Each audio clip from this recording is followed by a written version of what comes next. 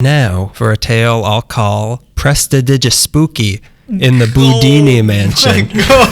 Oh my god, no. I don't want this episode to be released, because if anyone hears that, I feel like we're going to get fired. You better hope that there's another curse and this recording gets deleted. Let's begin with the... Did I lose you at Prestidigispooky? Let's begin with the namesake of this story. Born on March 24th, 1874 in Budapest, Hungary, was Erich Weiss, to a rabbi named Meyer Samuel Weiss. As a kid, Erich, his parents, and his 6 siblings moved to Appleton, Wisconsin, where he grew up a good old American boy before moving to the Big Appleton, New York City, with his family at the age of 13 in 1887. Little Eric became interested in the art of trapeze and dabbled in it a little bit, calling himself while performing the Prince of the Air in Western Hungary, born and levitated. But by the age of 20, he was well into magic and was performing under his new stage name that he adopted in 1891 that he took from his childhood nickname, Airy, and his hero, a French magician named Jean-Eugène Robert Houdin, and was now Harry Houdini.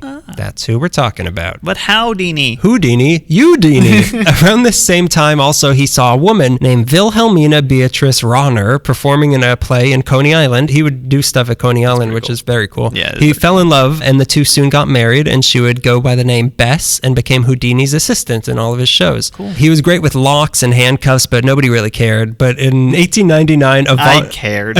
Then how come you weren't born yet? But in 1899, a vaudeville manager named Martin Beck took notice of him and started booking him in vaudeville theaters all across the country, and then sent him on a 5-year tour of Europe from 1900 to 1905. Wow. So here he gained some serious fame as a magician, but also was in a few of the very first moving pictures doing magic during these years. Mm-hmm. When his tour was over and he came back to the US, he was a star now and would soon become the highest paid performer in vaudeville in the country. His signature was his escape tricks. Yeah. He did things like breaking out of jail, getting out of handcuffs, getting out of coffins, which we could not seem to do earlier. Some of his most impressive escapes were things like the milk can, which had him locked in a milk can filled with water, which I'm assuming is a lot bigger than what we're thinking. Yeah. Also, if it's a milk can full of water, is it still a milk can or is it a water can? Depends on the type of milk. Is it 1%? It's basically a milk can. Straight from the udder. You hear me? Straight from the udder. Nummy nummy. My milk warm? I want it raw? Perhaps with blood in it. Why? There was another one called the suspended straitjacket escape, where he was put in a straitjacket and then hung upside down from a crane or a building and had to get out of it, and then fell to his death. His crown jewel was called the Chinese water torture cell, where he was locked into metal boots and lowered headfirst into a glass tank of water, and he had to hold his breath for 3 minutes while he picked his way out of all of the locks. Even if, this isn't really magic, he's still holding his breath for 3 minutes. And also doing something you could never do. Yeah. Get out of metal boots. That's 2 things I can never do. Untie my shoes and hold my breath. I can't also touch water because I'm a gremlin. It's still a mystery how he did most of his tricks, because his journals were left to his brother when he died, and then when his brother died, the journals were destroyed. So no one will really know. With an entertainer as popular as this, it was only a matter of time before Hollywood came calling. Hello, Mr. Houdini. Hollywood here. Okay, I'll hold. In 1918, a producer named B.A. Rolfe, Bank of America Rolfe, Bachelors of Arts Rolfe, he offered the lead to Houdini in a 15-part serial named The Master Mystery. I wrote down The Mastery Mystery. Okay. It might be Mastery Mystery. I was also dreaming when I wrote this, so I don't really know. Also, it was that era and everything was dumb. Yeah. Everything ended with a Y, just like the decade did. Why? It's the Depression-y. He was in the Mastery Mystery, or Master Mystery, in which he performed his greatest trick of all and made that production company disappear. It was not a success, but he was picked up by famous players Lasky, where he made 2 movies called The Grim Game and Terror Island. All in all, he spent about 9 months in Hollywood. But where did he rest his head during this time? Go pee and potty. In the Chinese water tank. Into a milk can. Which is why he wanted to get out of there. So that's the question at the heart of this story. Where did Houdini pee?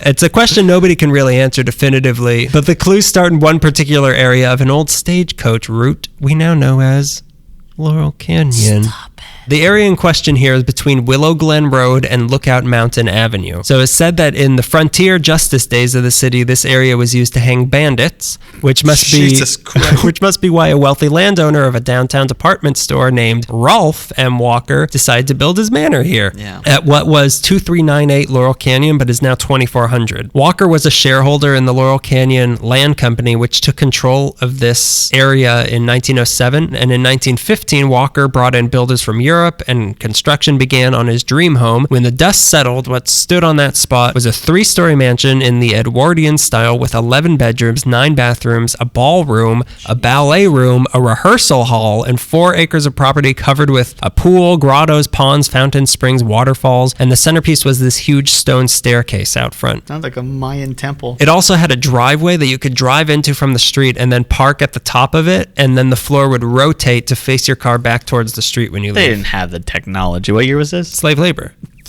1915. They didn't even know about turning at the time. They didn't have circles. A really nice... You don't turn me round, baby. You turn me square, square, square, square. You turn me at certain angles, baby.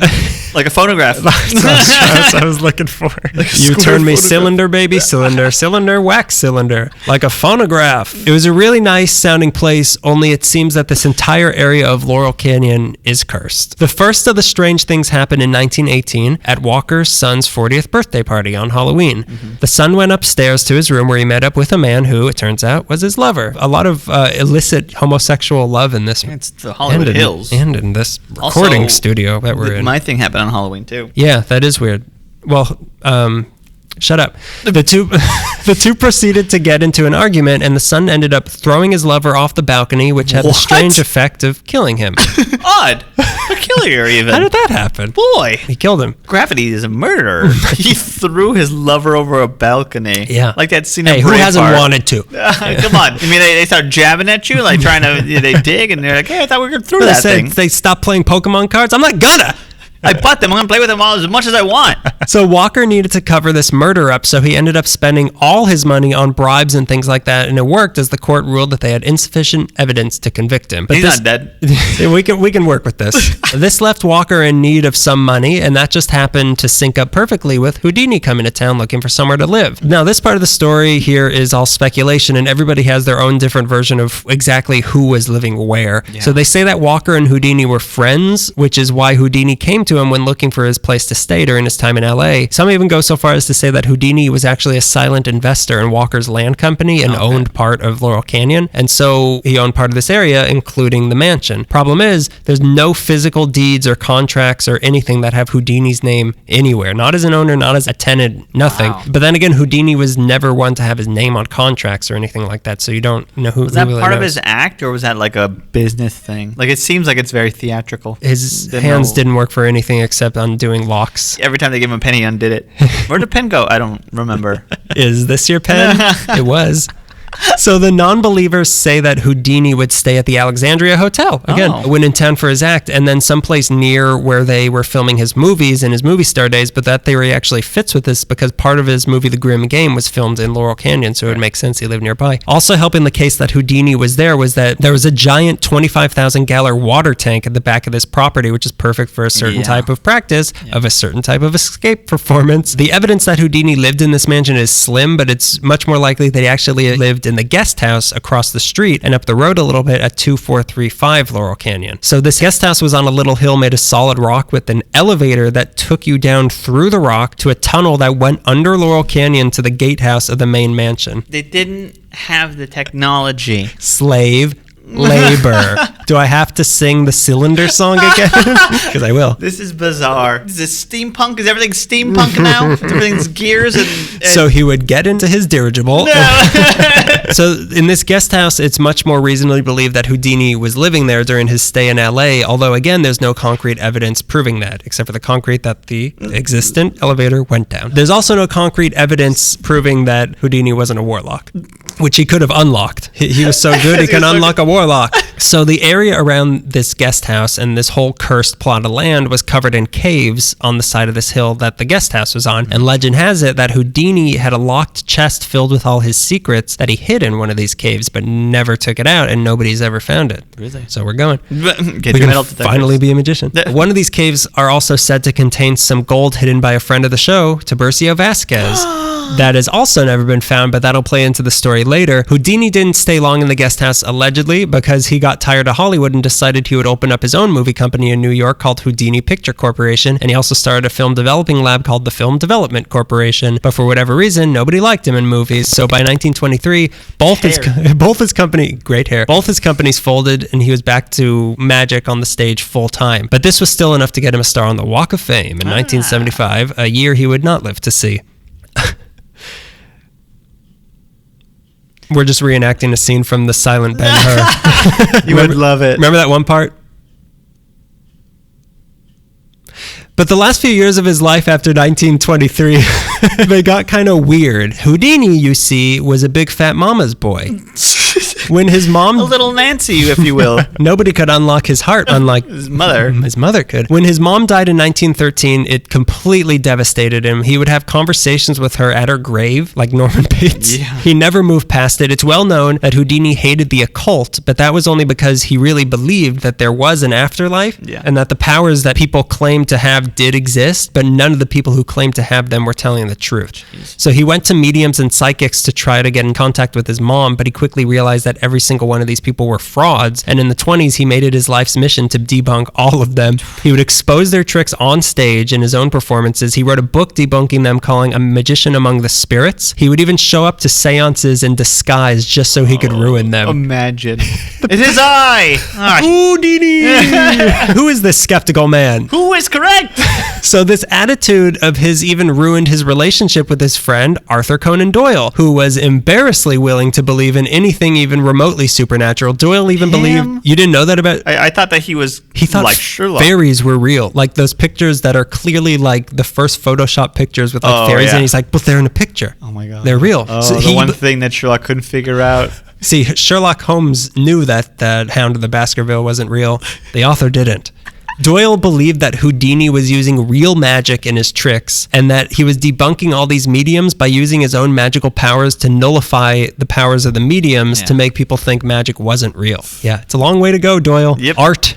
Get your act together. These beliefs are chronicled in Doyle's own book, The Edge of the Unknown, but what set the relationship over the edge was when Doyle convinced Houdini to take part in a seance with Doyle's wife to try to get in contact with Houdini's mom. So they all sat down, and Doyle's wife went into a trance, and she started doing automatic writing to get out the message that Houdini's mom had for him. Much to Houdini's surprise, a message came out that began with the sign of the cross and proceeded to talk to him in perfect English. Problem was, Houdini's mom was Jewish and wouldn't be using the sign of the cross, nor did she speak English. So he killed her. Magically, of course. For my next trick, a gun. I'm going to make life disappear. I'm going to make this bullet disappear into you.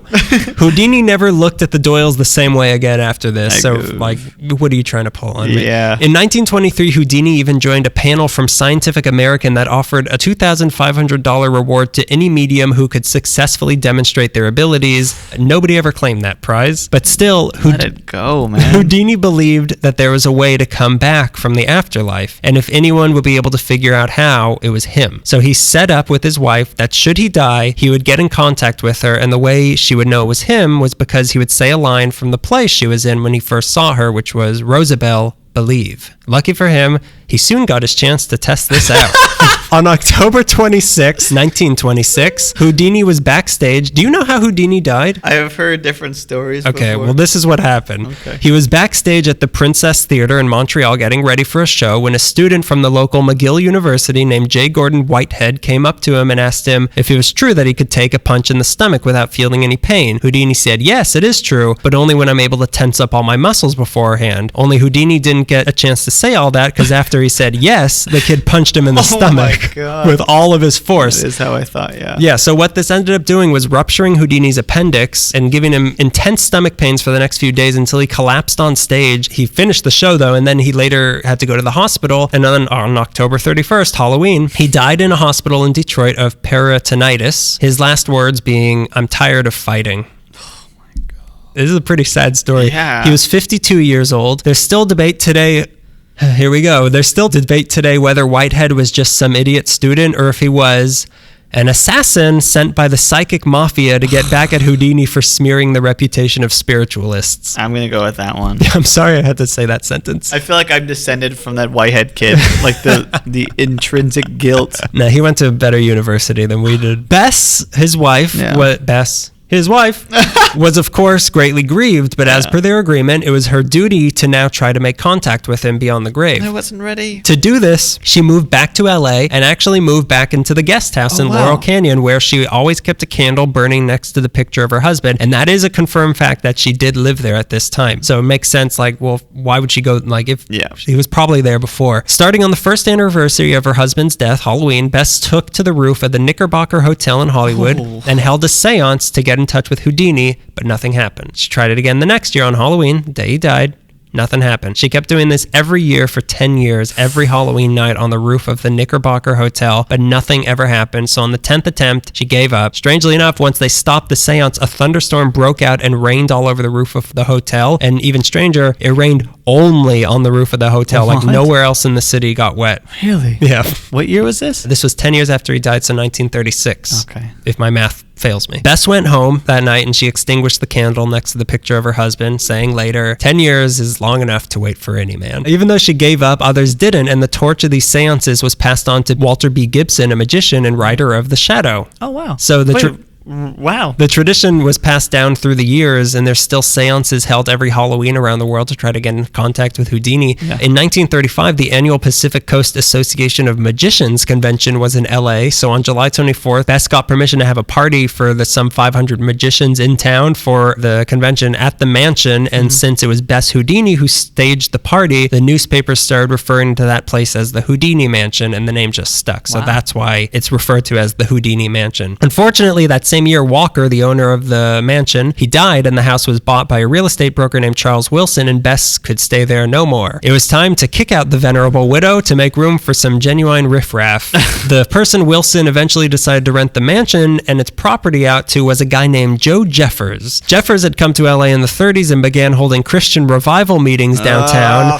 They were at the Embassy Auditorium before he was able to open up his Kingdom Temple at 8th and Flower. Jeffers was part of the Christian identity movement, who believed that white Anglo-Saxon Protestants, WASPs, were the lost tribe of Israel, and that Jews were half human, half demon creatures. I feel like he would have voted Trump. Anyways. They counted his vote. And needless to say, he was also a white supremacist. Jeffers and his second wife, who he would go on to have 4 of those, they had plans to burn down the temple for insurance money.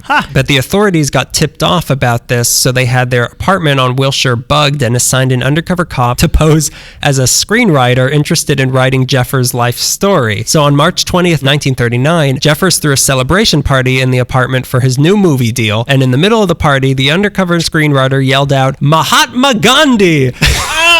And a brigade of cops charged in and arrested everybody. The thing to yell. Is he gonna be starring as me? He looks a little bit different than me. And I don't like that. So Jeffers and the rest of the crowd were naked at the time because this party was in fact a giant orgy.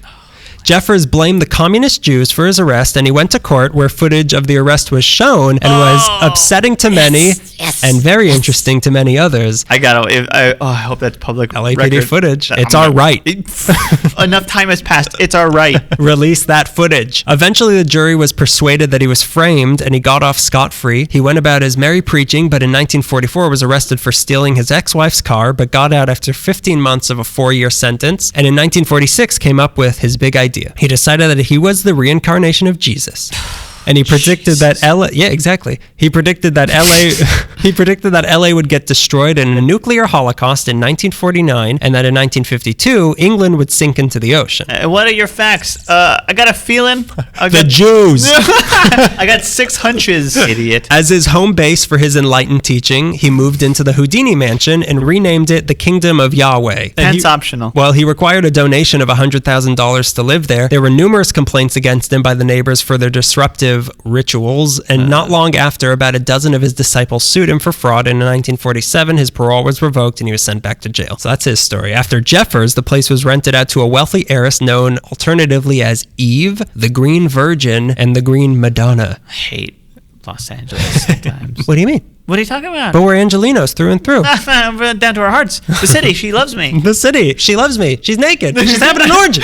She's giving it to it hard to Orange County. So this lady was known as that because she would wear her hair wrapped up high, like in like a turban sort of. Like a beehive? Sexier. And she wore a green see-through negligee and green scarf, and she would stand on the balcony during full moons. Mother Gaia. Her real name may have been Lee Alden, who was a feminist poet and playwright who wrote a play about a disabled girl called The Atomic Apple. After her, That's Wilson. pretty cool, yeah, I'd eat that. Oh, Eve eats an atomic apple. Okay. Yeah. Nuclear holocaust. Got it. Yeah, man. Jazz. snap at that. Snap. The owner, Wilson, died in 1954, and the mansion was bought by Fania Pearson in 1958, who planned to turn it into a girls' school. But in 1959, the Willow Glen fires swept through the area and burned the entire property and everything around it. For insurance money. Yeah, the canyon was strapped for cash. The guest house was completely gone, and all that stood standing was a carriage house and the caves and the underground tunnel, which did exist, some brick walkways, and the giant staircase in front. That's what was there. And this is when things get creepy. They stayed ruins for decades, and hippies and homeless people, what's the difference, am I right? They moved into whatever nooks and crannies they could find in the ruins or the caves and the tunnel, which did exist. One such guy referred to himself as Robin Hood and believed that Laurel Canyon was Sherwood Forest, and he spoke in Old English and was seen mostly by the children of nearby Wonderland Elementary, who told tales of arrows shooting past people's heads. Nobody really knows who this guy was or what happened to him, but it's interesting to note that Tiburcio Vasquez, who supposedly hid his gold here in one of the caves that this guy was probably living in, he was also known as the Mexican Robin Hood. Interesting. That is interesting. And now for those specters. Does nobody in the canyons have a job? Like, does everybody... Well, they steal from the rich and they distribute it amongst themselves because they're the poor. Evenly. So now the specters we've all been waiting for. Like I said, the ruins were just sitting there for years, and that giant staircase just stood there leading to nothing. But reports started coming in that late at night, people were seeing a dark-haired man in a dark suit standing at the top of those steps. People aren't sure if this is the ghost of Houdini or the lover that was thrown off the balcony years earlier. Some also think it could be one of the bandits that was hanged, or maybe even Robin Hood. Yeah. A ridiculous sentence I just said yet again. People also claim to have seen a woman dressed in green roaming around those ruins, the Green Virgin. Yeah. Houdini lovers got wind of this, and they started turning out in droves regularly to hold seances in the ruins at night to try to get in contact with their dead lover, Mama's boy.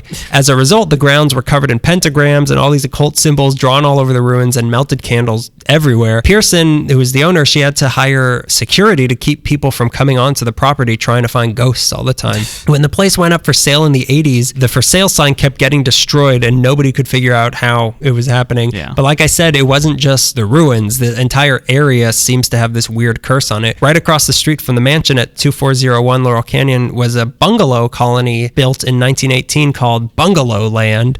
No, it wasn't. What was it really called? Bungalow Estates. North Bungalow Properties. Bungalow Town. Bungalow Buddies. The Bungalow Borough. In one of these bungalow homes lived an early silent film star named Bessie Love. No relation to Buddy Love, my favorite Eddie Murphy character. The legend was that on the very spot of land that her bungalow was on, some treasure seekers came to the area trying to find the gold that Vasquez had hid, but he found them and he killed them right there on that spot that then became her house. So because of this, Bessie would regularly hear moaning and men's voices in her place. Sometimes they weren't invited. Doors would open and they would close on their own. Lights would go on and off. There were cold spots, the usual sort of thing. But the biggest thing happened. A friend was staying in her living room. One night, she woke up, middle of the night, she heard a man's voice, looked around, nobody's there. Then all of a sudden, a man walked through the wall into the living room, adjusted his cowboy hat, and then went into the kitchen. Not even a howdy. Wipe your feet. It was the worst sleepover party in LA history. The guy who lived there in the 90s once went outside to get something, and he had the front door slammed behind him and deadbolt shut, so he couldn't get back in. Also right over there at the intersection of Lookout Mountain and Laurel Canyon, sometimes late at night, an old-fashioned carriage pulled by two white horses, it silently roars down the hill, turns left onto Laurel Canyon, and then disappears. Really? It's even been the cause of a few car accidents. Another haunting haunted house right there is at 2451 Laurel Canyon. Being a mansion right next to the supposed Houdini Mansion, this place has gotten lumped in with the legend and is often confused as being the Houdini Mansion, but it isn't. Don't be confused. This one was built in 1925 by a guy named Richard Burkell, and some say that Errol Flynn was said to live here in the 30s. Coincidentally, Errol Flynn played Robin Hood. Yeah. There's also no concrete proof of that, but this place burned down in the 59 fire as well, but it was rebuilt and eventually bought by music producer Rick Rubin, who turned it into a recording studio and refers to it as the Mansion, and it's not immune to the cursed hauntings of the area either. Bands and musicians like the Red Hot Chili Peppers, Jay-Z, Slipknot, Marilyn Manson, System of a Down, Audioslave, the Mars Volta, Maroon 5, and Linkin Park. Which one of those don't belong in that group? A couple of them. They don't belong in society, I'll say that. Oh, but I love Audioslave. I would like Rage Against the Machine without all the political emotion that carried it. I like that. We're talking about System of a Down. So they all recorded there, and they all had their own strange experiences in this house. The rumors go that this house used to be used to give illegal abortions, and that a bunch of kids died of drugs and other means here at punk parties in the 70s and 80s. At one time, they also found a guy dressed in a tuxedo hanging inside one of the rooms. What? Apparently, his girlfriend had denied his marriage proposal. It happens. The System of a Down guy said that at 4 a.m. every day, his amp tubes would start acting weird at the same time every day. The guy from Mars Volta refused to go into the bell tower. Slipknot lived there while they were recording and said that they would literally get pushed around by things, like physically pushed. Doors would open up at the same time every night in the middle of the night. The thermostat would go up. The band would meet up every morning and swap stories of what weird things happened to them the night before. Really? The drummer said he was in the basement doing his laundry when he felt something pass through him. Kidney stones. He never went down there again, and to this day, he still hasn't done his laundry. In 1991... In 1991, the Red Hot Chili Peppers recorded their album Blood, Sugar, Magic, Sex, Sugar.